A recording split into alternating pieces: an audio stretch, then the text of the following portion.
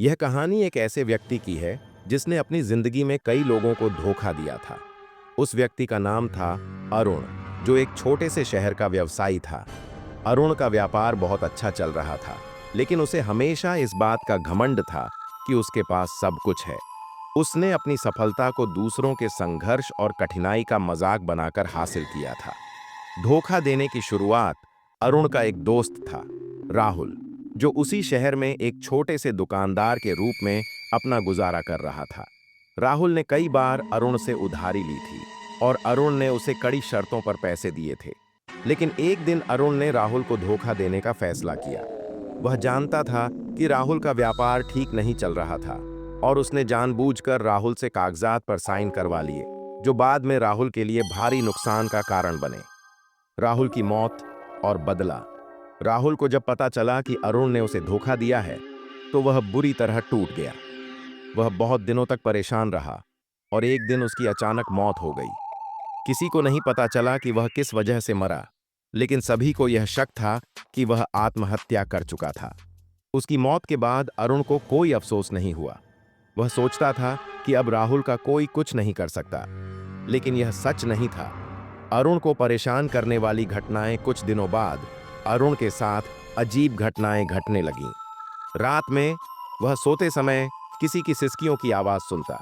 वह अक्सर महसूस करता कि कोई उसकी ओर देख रहा है। एक रात जब वह अपने ऑफिस में अकेला काम कर रहा था, अचानक कमरे का तापमान बहुत कम हो गया और एक कटीली हवा आई। तभी उसने देखा, एक सफेद साड़ी में लिपटी हुई एक महिला की आकृति खड़ी थी।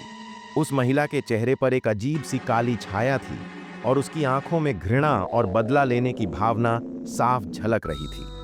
अरुण डरा हुआ उठा, लेकिन फिर भी उसने अपने आप को संभाला और कमरे से बाहर निकलने की कोशिश की। लेकिन जैसे ही वह दरवाजे तक पहुंचा, महिला की आवाज सुनाई दी, "तू मेरा विश्वास तोड़कर चला गया, अब तेरी बारी है।"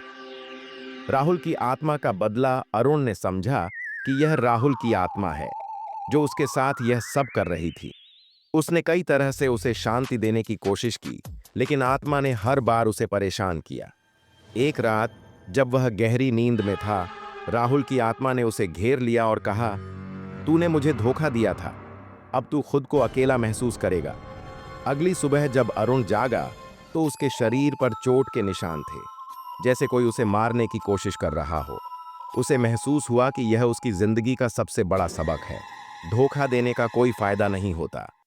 निष्कर्ष, अरुण ने अंत में आत्मा से माफी मांगी और समझा कि आत्मा का बदला कभी नहीं रुकता।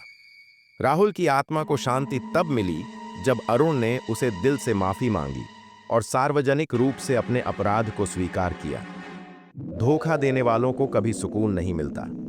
यह कहानी हमें यह सिखाती है कि धोखा देने का परिणाम हमेशा बुरा होता है और किसी की भावनाओं से खेलना हमेशा गलत होता है।